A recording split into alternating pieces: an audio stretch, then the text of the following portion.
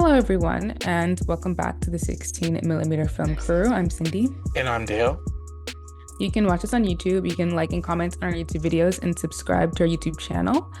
You can listen to us everywhere podcasts are found at 16 millimeter film crew podcasts. And you can visit us on our website at www.16millimeterfilmcrew.com. Hmm. This week, we watched Blink Twice, written and directed by Zoe Kravitz. Here is your synopsis. When tech billionaire Slater King meets cocktail waitress Frida at his fundraising gala, he invites her to join him and his friends for a dream vacation on his private island. Wild nights soon blend into sun-soaked days, but when strange things start to happen, Frida must uncover the truth if she hopes to make it out alive. This movie stars Naomi Ackie, Channing Tatum, Christian Slater, Simon Rex, Audrey O'Hara, Ohana, sorry, Kyle MacLachlan, Haley Joel Osment, Gina Davis, and Aaliyah Skaka. I think that's how you pronounce her name. I've been on that Shaka. cat the whole Shaka. time, so I don't know. Yeah. All So right. So, Dale, what were your thoughts about this movie? I mean, it's this movie. This is what Zoe Kravitz's first picture. Mm, Reminds me very much in the vein of, of course, Get Out. Nope. It's very much in that we're gonna take real life situations, flip it and turn it into horror, which is honestly what monster movies originally were. Like all the monsters were allegories for different topics and issues and whatnot. Even Godzilla is an allegory for, racism and nuclear warfare and all that stuff. But um, yeah, it's a tale about power and how it corrupts and how men abuse their power. Honestly, I'm more interested in on your thoughts of this movie. I know because I do the perspective we are given is from a very female-centric perspective, and knowing how the world really affects women and also women of color, who were majority of the women who were being affected in this movie. And I'm kind of want to know what you thought about it more than anything else. I thought it was okay. I like, to me, this is like a solid 3 out of 5. Mm-hmm. But yeah, I thought it was fine. I want to know like what really motivated Zoe to make this her like directorial debut. I remember she was talking about it a few years ago and it was titled Pussy Island. And I was like, oh, Hmm. that sounds interesting. But Yeah. they had to change the title for like obvious reasons. But like, I think what she had said was that like it's just like her experiences of being a woman and like the people that she knows Mm. being women. I don't know. To me, it felt like equally heavy-handed, but like also not in depth enough. Mm. Like they brought up certain things, but then it was kind of undercut. Like you didn't really get like maybe the in-depth fullness of like what the topics that they were talking about, like what that actually meant. Like they didn't really dig deep into certain things. So I don't know. I was kind of left like, okay, this is cool. Like I loved how it was filmed. I thought like all the actors were awesome. Like I think everyone gave a great performance. Um, but I don't know. I think I was just left like, huh, some things don't make sense to me.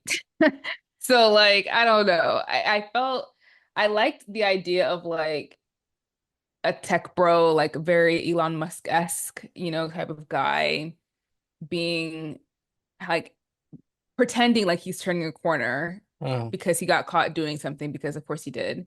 And then trying to like change his image, but then obviously he's the bad guy. Like I think from the beginning you already know Channing Tatum is going to be evil. So that kind of takes a little bit of the weight out of it. I think for most of it is you're just waiting to see like okay, like what is actually going on here. Not like is something bad going to happen? It's just like when is it going to happen and what is it going to be like? Yeah. So when I found out what was going on, I was like, oh, okay. Like the first half to me was very boring. Like I was not on board with it. I was like, oh my God. And then the second half, I was like, okay, this is really good. Mm. So this movie is very much a mixed bag for me. I will say that Channing Tatum killed this role. Like he is so good in this. Like that one scene at the end when he's like saying he's sorry, and then Yeah. he was like, "So are we good?" And so to me, I feel like this movie was might have been more about like past trauma and forgiveness than necessarily like a commentary on feminism. Like I don't know. I Mm. don't think I understand that that was probably the vibe they were going for, but in terms of like what I got from it, it wasn't like a, you know, women got to band together and like men are terrible because it's like, well, yes, like it's 2024. Like we know this already. But like to me, the thing that they kind of touched on, but they didn't go too deep into, which I thought was interesting, was like trying to forget what happened to you in the past, how cycles of violence, cycles of abuse, like how whatever happened to Channing Tatum in his past, like how that kind of got brought back up. Um, and maybe what happened to Naomi Aki's character in the past. Like, so I thought that was interesting, but I kind of wish they went into that direction a little bit more. Mm. Um, because it really just turned into like, oh, like the men are assaulting the women and like drugging them so they don't realize, and Yeah. then the girls fight back, which was fun. I love a girls get it done moment. I love that. So I Yeah. wasn't complaining. I'm just saying like I think the main themes were just like so overt and not Surface I don't know. level. Yeah, I don't think they were saying anything new about, feminism really. So I was just like, okay. Yeah.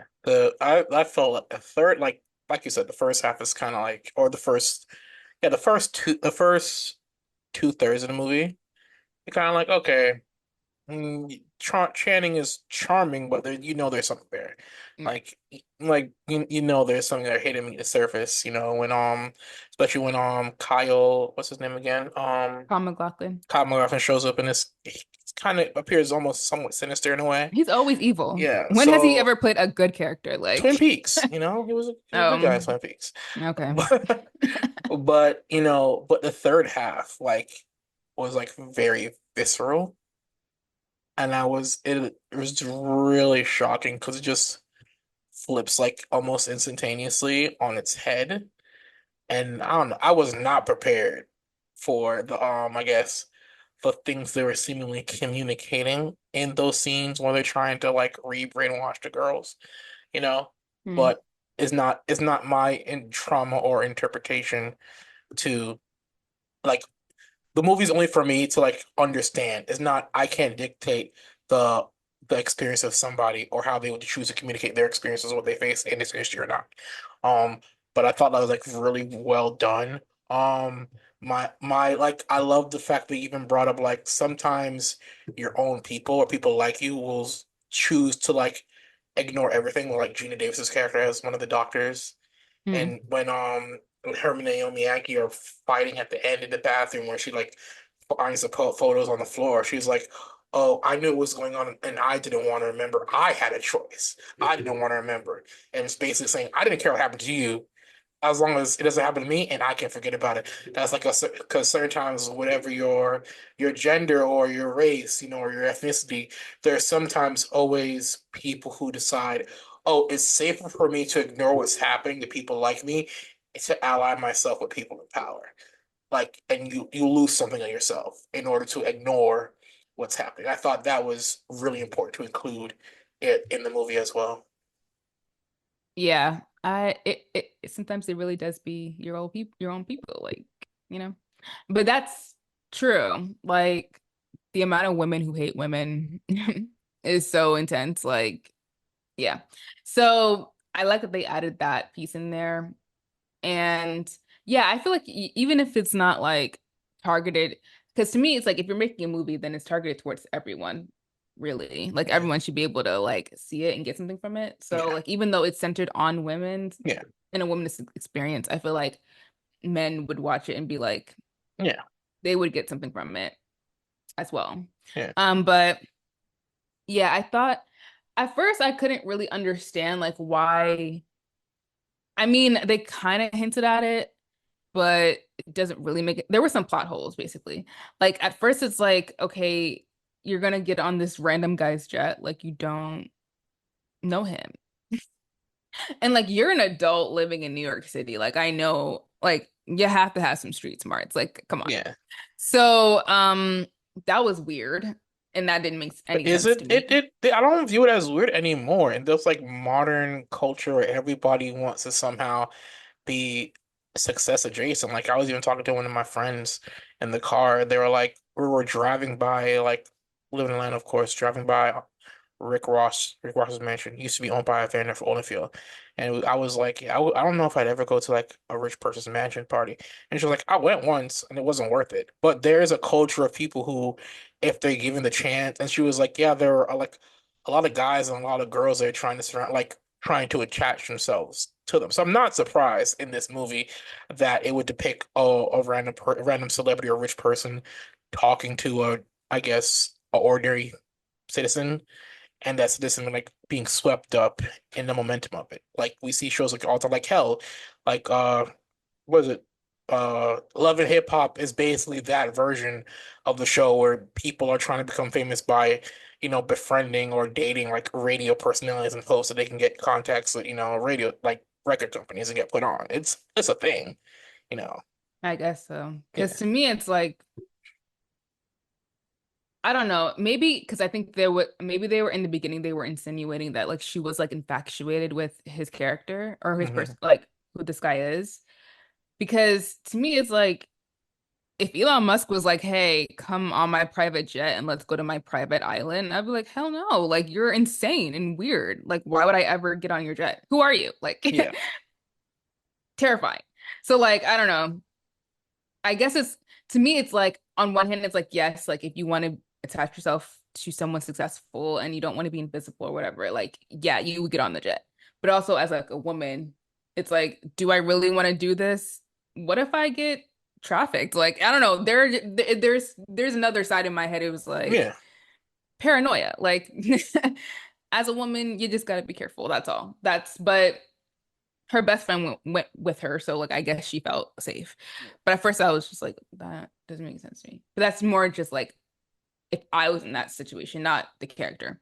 So the other things that didn't quite make sense to me was like the snake juice. Mm. It's snake venom, but the snake juice helping them to remember. I don't know if technically that's a real thing, if Mm. that's like based in science, or if they just made it up for this movie. I'm not sure. But it's interesting that it takes the girls a long time for them to kind of come out of their um delirium. But with Channing Tatum, it's like very quick. Mm. I was like, that's interesting. And so does he, and then so like once they bring at the end when she brings him back to New York and she's like owning his company, is he not, does he remember what happened at all? Like Well, his who he was, or is he just forgetting perpetually? I think what it is the delirium is most likely is the weed, basically. And that because of the speed at which he forgets is the same rate as which the girls kind of forgot as well. But the difference is he didn't drink, he didn't have any venom. He wasn't really exposed to the weed at all. But Remember? no, no, what I'm saying is no, yeah, the weed is what they're smoking. I think that's Yeah. what keeps them Yeah. forgetting. The delirium, The yeah. the venom is what helps them remember. Yeah. Right. And what I'm saying is at the end of the movie, somehow he gets it. Like I think I forgot exactly what she does, Naomi She does to puts like the delirium, the crazy weed in the his vape. in his vape. Okay, so he's in the delirium. He He's doesn't now in remember. delirium, yeah. Okay. Because to me, I thought what happened was that she somehow got the snake venom into whatever he was smoking, Yeah. Yeah. and that made him remember. And I Yeah. was like, okay, so if he's remembering, then like, is he remembering he's reverting to his old self before he became like a Yeah. billionaire or whatever? Yeah.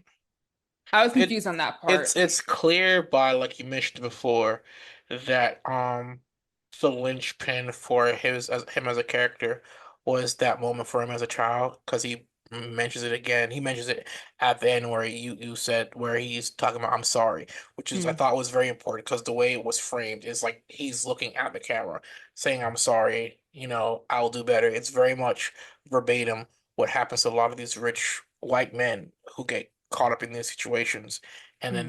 they have to essentially apologize or blame cancel culture and whatever. Right, right, right. So I was kind of confused about those some of those things. But overall, I liked the idea of it. I liked kind of framing kind of women just being like in danger Hmm. in a setting where it's like everything looks great and everyone's having so much fun. Um and it's maybe not in the same way of Get Out. I think Get Out was slightly like I don't know how exactly Better to written. yeah, maybe that's what it is. Yeah. It was just better written, so you were getting a lot more out of it. But I think for this, I think as a first film, I think it's pretty good. I think Yeah. it's like a really good like debut. Yeah. In terms And of the writing of it, that needed some more work for sure. I feel like that definitely could have been improved. Maybe if Zoe just directed it and didn't write it, it might have, or someone else wrote it. I'm not really sure, but it could have changed. But mhm. in terms of like overall what you got from it, I just think that like all of the actors were so good at balancing that comedy to like terrifying thing. Like especially all the men, they were really good at that. All those actors, and they're actors who you probably like have seen before and who you love, Yeah. like Haley Joel Osment, or I love Christian Slater. So Mhm. I was like, it was cool to see them. So it was, but to see them in that role of like fully taking advantage of people. And I do think that the addition of Gina Davis's character was really smart, as well as the that boy, I don't know what his Yeah. name was, Yeah. Yeah. about how he just like stood by and did nothing. At first, and when she starts to remember, I thought he was actually getting abused. And then I Mhm. was like, "Oh, that's interesting." But he wasn't. He was just like Yeah. he wasn't participating, but he was just there. Yeah, and his shock at the whole situation. He's like, "Oh, we're nice Yeah. guys. What's going on?" Because he himself, and that's the thing I've had to explain to people a lot of times. A guy who has to tell you he's a nice guy is not a nice guy. It's not nice. Yeah. His Hmm. actions will dictate that, and he's assuming because he's actually a generally nice person, all the other guys there are nice people. And then it's not Hmm. until that Channing rips into him, it's like, "Oh, it's like, what did we do? We didn't do anything. We're nice guys, right?" It's like, "Oh, you did nothing." You Hmm. literally did nothing. You didn't get involved in any of these girls. You didn't participate in drugging them. You did nothing. And it's funny like how I look at that exchange as to how uh modern toxic masculinity in a way Hmm. where if you're an alpha you take charge, you lead, you do whatever you want, consequences be damned kind of thing, which anthropologists have said that wolves don't even actually function that way. There's no such thing as an alpha male. You know, every wolf has like different roles. It's not necessarily an alpha male as the leader of the pack. No, but yeah, like I loved how they did that little exchange between the two of them. Yeah, I thought so. Like, I did think that this was good because it gave you some different perspectives and also like a more modern take of like what is going on right now, Yeah. which is I think that like one, it's a kind of a commentary on class, like the fact that a lot of these people just don't have that much money in the beginning, like she can't even pay her rent or whatever. Um, and then she gets this opportunity to just have like to like live lavishly or whatever. And that is also predatory, like the way that people with wealth take advantage of people who don't have that much Hmm. by bestowing favors and whatever, like that's a pretty good commentary. And it's also a Yeah. commentary on like, men and women and those type of dynamics. Hmm. I would have loved if they got more into the race aspect. Yeah. It's there because like you said, I think there's only like one white girl there in terms of like who's getting abused. Like all the other women are women of color. Yeah. Um, so I thought that was interesting, but like I would have loved for them to really get into that. Also because like this is not her first time being at this island. This is her second No, time, so second time, yeah. which is crazy. I need answers about that. Like And that begs into the situation of, oh, it's just her second time at the island, and how you said how the absurdity of her deciding to go to the island. There's something in brainwashing or whatever, that even when they decide, oh, I'm done having my fun with you, that something is still, it's like Stockholm syndrome in a way. Like there's Mm, something there still remaining. Like if I see you again, I could like do you remember watching Jessica Jones on Netflix?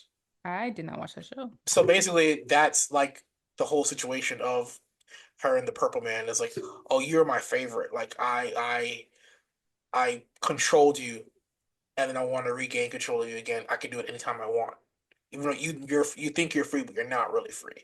That's how I kind of viewed her, like returning to the island after being there the first time or whatever, you know. Okay, so they're like destined to be together, these I two. want to say destined, I would say is still controlling, you know. That Because control is now there. he's under her control, I Yeah. guess, by Yeah. the end. So Yeah. maybe they're just like, because he doesn't kill her when he could have. No. So it's interesting. I mean, there's some But probably a stalkerish thing there. I mean, I actually do mm, like you, and I'm going to control you as like my little puppet in a way. mm, Which same thing with Jessica Jones. But my only thing is like, how did she instantaneously become like a CEO? I have questions. I could understand if they called her, what was this character's last name? Um, Slater? Yeah. yeah, if they called her Mrs. Slater King. Slater at the end or Slater King at the end, but they Yeah. just called her Miss King. So and like she's now like a powerful CEO and no one's questioning it. Like I don't. Yeah. It got weird at the end. I'm gonna be honest. At the ending, it was not my favorite part. Mainly because they really tried to like girl boss their way through that. And I'm like, is that where we're at still? The Where we think weirdest that's feminism? Come on. the Zoe. weirdest scene for me, and I guess again, once again, this goes to writing. This is like we mentioned Jordan Peele, like even as a comedy writer before on his show and on Man TV and other specials, he has a background in writing as well. Mm, And comedy is not just hey make jokes laugh. It's comedy telling. Comedy is a form of storytelling. So that storytelling structure kind of can carry over into other genres, where the action or horror. Like where she's just outside, like at the door, just shooting rounds in this thing, and you could see him there just counting like the amount of bullets on the chamber. And when he's finally done, he just casually gets up and chases after her. Like that yeah, was the most illogical thing. I was like, you're just gonna keep shooting into this door. What happens when you're done? Like you know she's caught. You don't know how many guys are still there. right. So That's true. what is your play That was at that point? annoying. At Because I that was point. like, you're gonna run out of rounds, honey. Like you should probably stop. Or No. just look for a window and shoot into the Save window. one. Save one bullet. Yeah. Just in case you need it. Like, That's what she should just like stop prematurely and then went silent. And then when he comes to the door, just blam him in the face. But she just killed everything. So yeah. it was cool seeing her in this movie because I thought that Alaya was gonna be a much bigger part of the film because she's like in all the trailers and stuff. Yeah. But halfway there, she's gone. Yeah. So, but because we just watched The Hitman, Yeah. I was like, oh my God, it's you, girl. And Yeah. she ended up being like a much bigger character. So I thought that was fun. Yeah. But She's getting a higher profile. Yeah. love that for her. Yeah. Again, all the actors were giving it. Like I really thought they did a great job. So this movie was messy, but I do think that overall it was pretty good. Yeah. Like it's a movie. I don't know if you need to see it in theaters. To me, Mm. this is more of like if it comes on streaming, go watch it. Look, we've covered and talked about a lot of directors' first time movies. Mm. And I mean, it's directing, it's writing, everybody hits or misses. But for Zoe's first attempt, this is probably one of the better first attempts we've seen or watched. But that's also the strength of also Zoe being in a Hollywood circle. She's able to lean on and probably get information and get help from people. Most first time directors or upcoming directors or directors fresh out of film school don't have an opportunity to. So, but yeah. Yeah, I think that we've seen a lot of first directorial we've seen directorial debuts a lot and Mm. I think a lot of them have been really impressive actually. There's Yeah. been some really great ones, but Yeah. I also think that the strongest aspects of this film, which are the performances Yeah. and I guess just the cinematography, the look of it, the aesthetic, Yeah. goes to Zoe's strengths because she's an actress. So Yeah. it's like that's where she kind of gives the most. Or I mean, I guess that's what we get the most out of this film because like those are areas where she is like She's experienced. very Like the director's like, "Oh, I experienced want the scene in. to look like this. You're Right. here. You give me this." She's like, "Okay." And then when she sees it put together, she's like, "Oh, that's what he wanted." And so that's like in her memory bank as like a reference point to say, if I'm shooting something like this, I need it to look like X, Y, and Z. And then Right. she also has actors who are seasoned up, who could deliver Yes. Yeah. upon those things, and also probably aiders. Like, you know what, this scene would probably look better this way, this way, this way. So Hmm. yeah, yeah. Yeah. So thought it was good. Yeah. Go go Zoe, go Channing. But between this and his moment in Wolverine, Deadpool and Wolverine, this is like We're having a Channing Tatum's renaissance. Renaissance, Channing's We're having a Renaissance. renaissance, and I'm here So for it. I'm 1000% here for it. I'm here. I'm sad. so moving on away from Blink Twice onto some a bit of box office slash industry news. Um, so I don't know if anybody's heard, but the Acolyte has been canceled after one season. A lot of the cast is speaking out. Before Manny Machado, known for The Good Place, he spoke out before about his issues and concerns about being in projects and then not knowing where it'll go. And then the worst part is the canceling announcement went off during his birthday. So that's probably not the best way to celebrate your birthday. The cast also spoke out saying they loved the writing on the show and on the program. Um, Lee Jung Yang, of course, the star, who was kind of killed off of the finale. He even though he wasn't returning, he was hoping the show would continue, which I think is especially sad because he personally he like literally learned English and everything for the show. So to see like the amount of effort and work put into the show that kind of just got thrown by the wayside seems really kind of unfair. Then you also have like uh Amanda Sellingberger, who's like actually come on as a really amazing actress to the show, who doing roles portraying two different people in it. Yeah, it's not. I think it's a bad move on Disney in my part, but yeah, Yeah, you were saying that like all that it's really the Star Wars fans who had major issues with it. And I'm just wondering like why Disney didn't like factor that in their decision before they canceled it. yeah, yeah. Like a lot of if you're anybody's aware, like the last couple years, like these like far right fringe ideas have like infested the Star Wars fan base. It kind of started with Rey, you know, in the reboot trilogy, and then also Finn, being a black guy in it and having prominence in it more so than Lando did in the Mm. original trilogy. Um, but yeah, so those balls got those kind of thought processes got the ball rolling, and then it's kind of spilled over into all their other properties. Like Kenobi had the same issues. One of the lead characters was a black woman, and she just got lambasted left and right about it, and not a peep was made from Disney or LucasArts defending the actress. Same thing here. You have people making fake Star Wars fan films using AI and shitty voiceover work, bemoaning like, "Oh, this is real Star Wars," and it looks like shit. But you have good quality project like this, and they're just like, "Oh, I don't want to watch it because it's woke, it's political. Star Wars is political. Like they're rebels go against what's essentially Nazis. It was always going to be political in some way, shape, or fashion. You were just too stupid to notice it." So yeah, I don't think I think Disney really should have, been aware on who those opinions are coming from, and also understand it's not valid criticism because those kind of people you're never going to satisfy. They're always going to find something to complain about. So Yeah. And I feel like there has been a trend recently of people like intentionally trying to review bomb certain projects. I know they did it with the Lord of the Rings. yeah, I think they're trying to do it with House of the Dragon. I don't think it's working, but like even if there is legit criticism to be made about like the shows, it always seems to be the most extreme kind of reaction that you're getting. So it's weird that Disney would like wince at the extremities of like how people are reacting to the show. unless like viewership was really down. Like I don't know the figures of what that show was bringing in, so I don't know Hmm. if that if there were other considerations they made.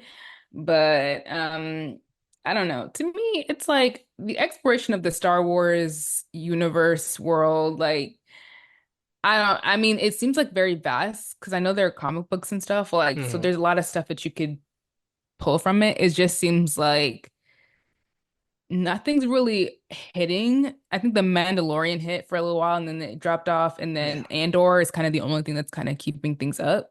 Yeah. So I don't know. But they're gonna keep pumping out this stuff regardless. It's just an observation. I don't know. I didn't watch the show, so I actually have no idea Yeah. what happened in this Star show. Star Wars has a problem with well, Disney and LucasArts have a problem where they tend to cater to those fans who say, "Oh, where's Luke and Han and Leia?" And like in Mm, I guess in Ahsoka, which is basically a sequel spin-off of Mandalorian, you have Luke Skywalker showing up fully CGI, played by, Mark Hamill, who's like mm, 70, 60 years old. Instead of being content with either A, not having one of those past characters, because you have a large berth of characters you can create or build off from, or B, if you're going to include Luke or any of those original trilogy characters, you don't have to CGI the actors' faces on it. Just let the person play the person, like you did in like Solo, so. mm, But yeah, so Disney has they have a hard problem with catering to those fans who wants things like they want they basically just want to pay for nostalgia. They don't want a new mm. experience. They want the same thing they always have. So yeah. Yeah, pretty intense. Okay, in other news, we are talking about The Crow, and it's not doing well. So The Crow got its wings clipped at the box office. The reboot of Brandon Lee's cult pick bombs with 4.6 million. After 16 years of fits and starts, a 50 million reboot of the 1994 goth thriller The Crow finally flew into theaters and dropped out of the sky with a disastrous 4.6 million opening. And the critics have rated it at what, 19%. Mm, The moviegoers who attended Thursday night, predominantly fans, slammed the movie on ComScore, Screen Engine's post track with 1 star, a 47% grade, and a 36% definite recommend. So I mean, this movie already had issues because like I think the people who were involved in it in the first one, the 1994 one, were like, don't make another one of these. yeah. And even though it was like, I don't know if it's a cult classic in terms of like it didn't do well originally. I think it might have done well. But it was just like a niche kind of film. But it did do well. Like people went to go see it and stuff like that. So and because of what happened to Brandon Lee, Mm, it's just like, did we need to do this? This kind of seems like a bad idea. They went ahead, Lionsgate went ahead and did it anyway, and it flopped. I haven't looked at like the specific reviews because I am seeing them online. I haven't looked at yeah. the specific reviews on like the people who went to see it, how they felt about it. But just from the trailer, like it wasn't giving. So I guess it just seems like it's worse if you actually go watch the movie. Like people really don't like it. Yeah, like the original movie, that gets adjusted for inflation made like 152 million based on a budget Mhm. of like 20 million, which is amazing. Um, but part of what spurned the interest in the movie was Brandon Lee, who was the son of Bruce Lee. He died making the film, and he actually died very much in the same manner of his father on set. So that's one of the things that spurred it on. It also is what made it kind of a cult classic in a way. Because after that initial release, nothing really happened to it except for VHS on DVD. So it kind of did have a cult following. And Mm, they were multiple attempts to like keep the franchise going in like 96 and stuff like that. But after a while, they're just like, yeah, this project ain't gonna make money. Like after like they did one in 96, and they did one in 2005. mm, And they realized, oh, no one really cares about the franchise they think it is. Like, just because a project is a cult classic does not mean that you can suddenly it's a viable cult classic. Like, I don't know, like Scott Pilgrim, Mm. cult classic, and they announced, hey, we're gonna do it like anime on Netflix. And everybody was like, yes, fuck it, I want this, I like it. Like The Crow isn't that kind of cult classic where everybody like knows about it. So the idea of why they decide to like I guess it's also a trend of rebooting like 90s and 80s IPs now with, Top Gun and like we mentioned earlier, Star Wars. So I guess that was a motivation to it. But honestly, anybody who was a fan of this movie was like, why are you remaking this movie? So Yeah, I feel like it's not the rebooting of the movies that we loved from the 80s and 90s. It seems like it's weird because it's split. Like sometimes it works really well, and then other times it really doesn't. Like everyone loved Twisters from what I can yeah. see.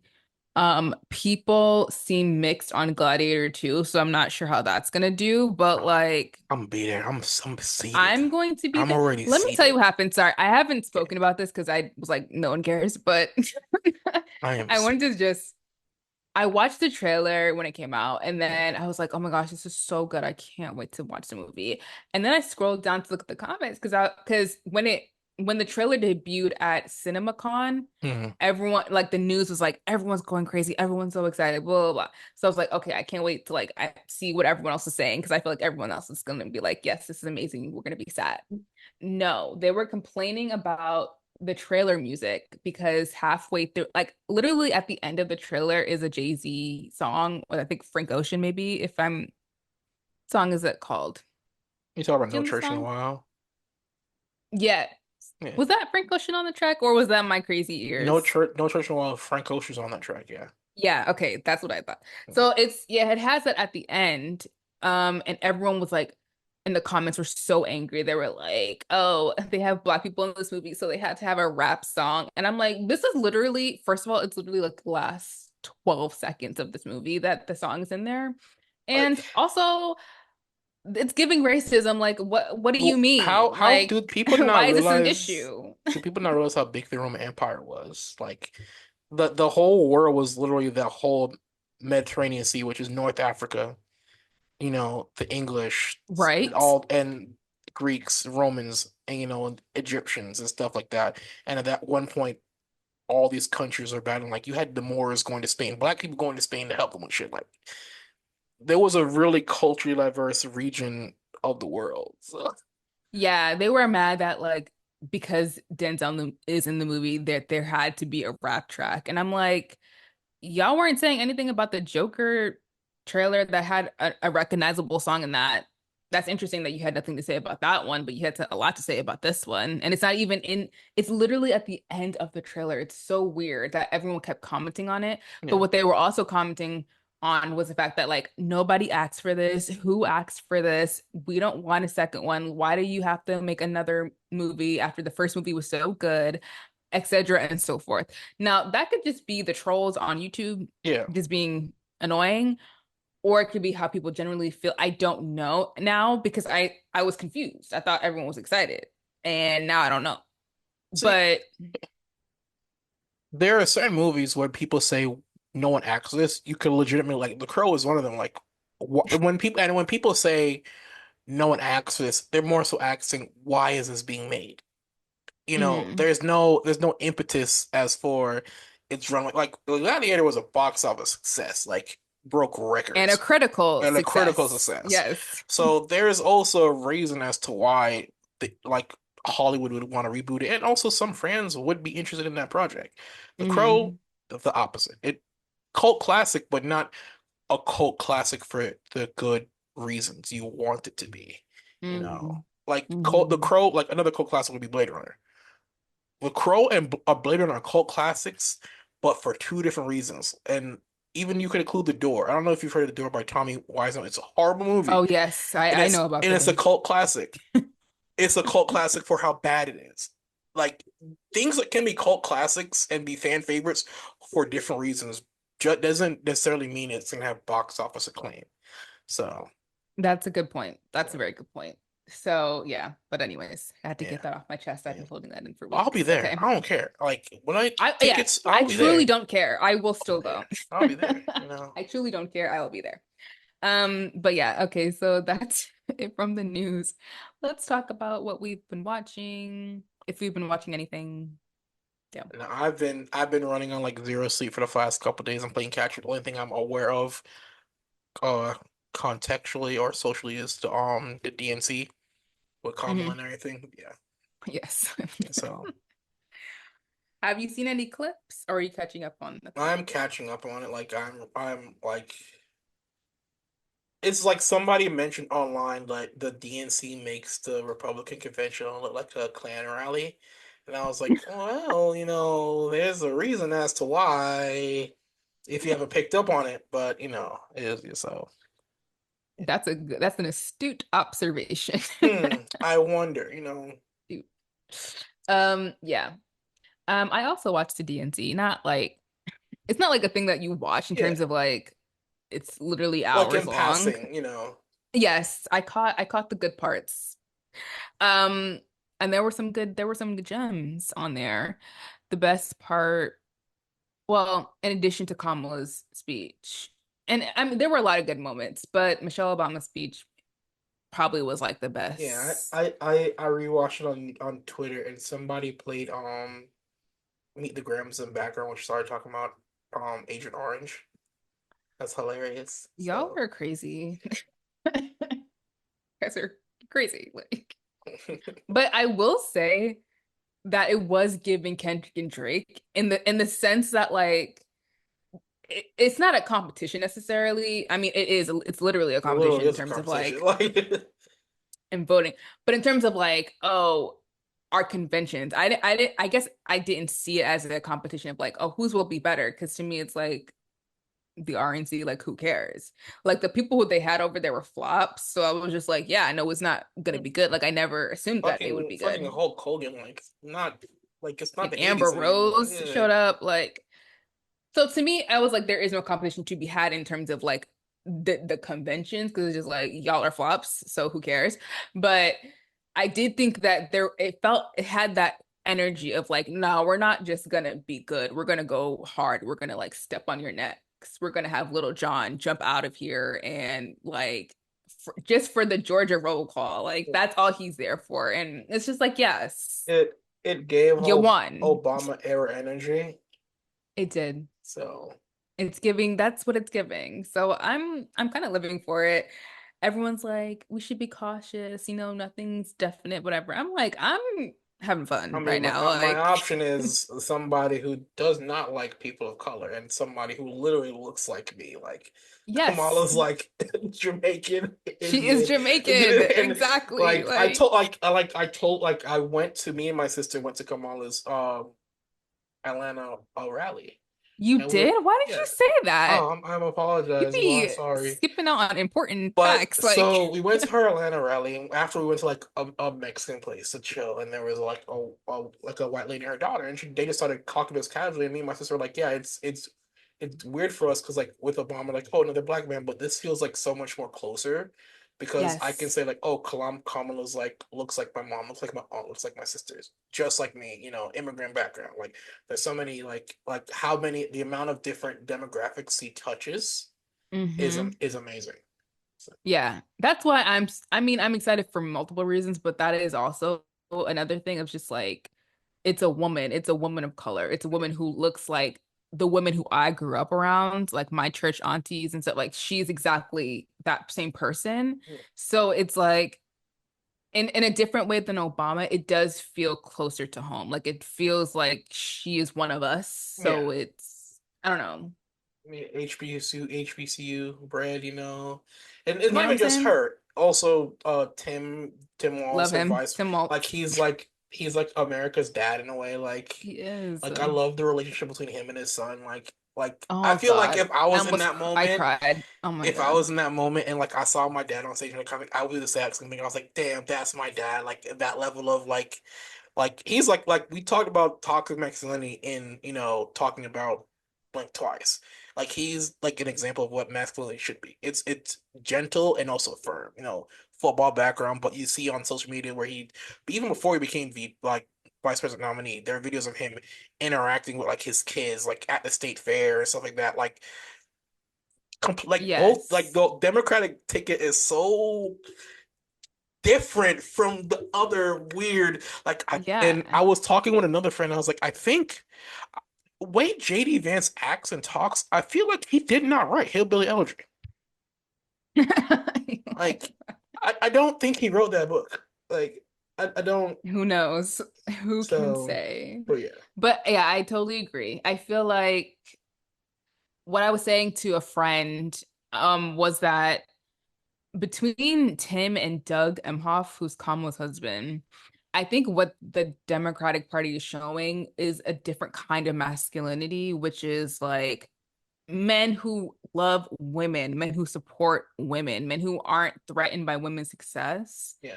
and who can still be who they are and confident in who they are and do their own thing. Like that to me is what we need. And the fact that it's being reflected in like people who are going to be hopefully the highest people in the land, I feel like it's going to be like such a great example, especially for like younger men, because that's the demographic we're struggling with right now is like young men who don't feel Yeah. I don't know what the young boys are going through, can't relate, but they are having some difficulty. And I feel like having those guys kind of in front of our faces a lot does help reshape how we're looking at masculinity and Yeah. hopefully making it better because that'd be great for everyone.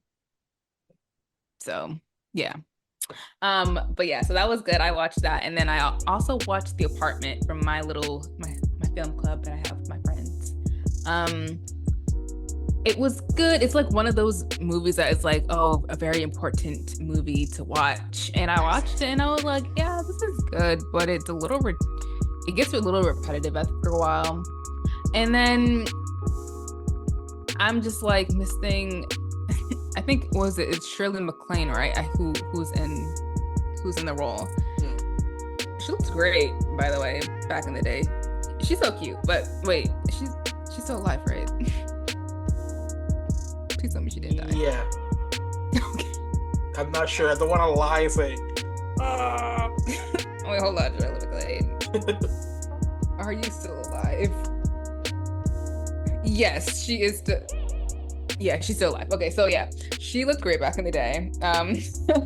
But oh my God, Warren Beatty is her brother. Anyways, yeah, so it was good. It was just like the character was going through a lot, and she was making decisions where I was like, what is happening right now? But maybe that's again, I'm finding it harder to watch older movies. So I don't know what I'm gonna do about that, but I'm struggling because I'm like, this doesn't make any sense in my brain. But I understand that like this was made in the 60s. Yeah. So It's a product of its times. yeah, I'm just like, okay. But the thing is, and I feel this way every time we watch an old movie. I'm just like, it's hard for me to like, it takes me out of it because I'm just like, this doesn't make sense.